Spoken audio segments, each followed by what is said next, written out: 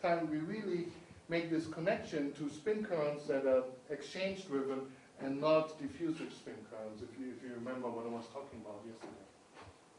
So we thought this is very interesting and tried to do our own experiment. So we used yttrium iron garnet, put some platinum on top.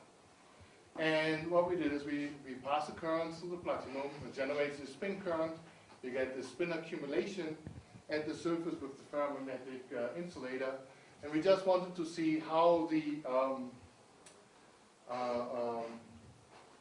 magnetization dynamics of the insulator changes. And so the way how we do this is we do ferromagnetic resonance, right? So we measure a ferromagnetic resonance signal, so we apply an 11 gigahertz field, and then as a function of magnetic field we see the resonance signal. This is now the direct absorption, not the derivative signal. And then we look how the line width of this absorption changes when we pass a current one way or another way. And we see that for one direction of the current, the line width becomes smaller, for another direction it becomes bigger, and if you put the current perpendicular, nothing happens. So, so this is interesting. It really does show that we can change the magnetization dynamics in the insulator by passing a current nearby through a material with large spin Hall effects. But some things are not so clear, namely when we look at how the line width changes as a function of DC current, for a long time nothing happens, and then we have some threshold behavior where this change in magnetization dynamics kicks in. Why this would be is not completely clear to us yet. So who knows?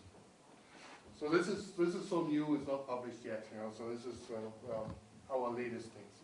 So with this, I want to get close to the end of this talk, and I want to make a few general comments.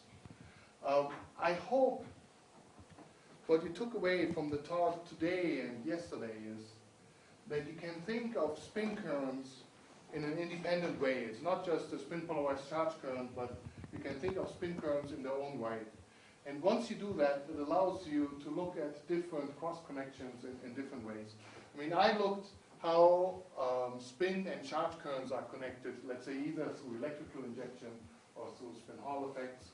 But there are other questions that you can have. There's this so-called spin torque effect, where if you have a spin polarized charge current impinging on a magnetic layer, that it changes the magnetization. The question is, does a spin current on its own without a charge current also do that? And the answer is probably yes. There are some experiments that suggest it's possible. Vice versa, you can ask if you just have spin dynamics, does that on its own generate an electric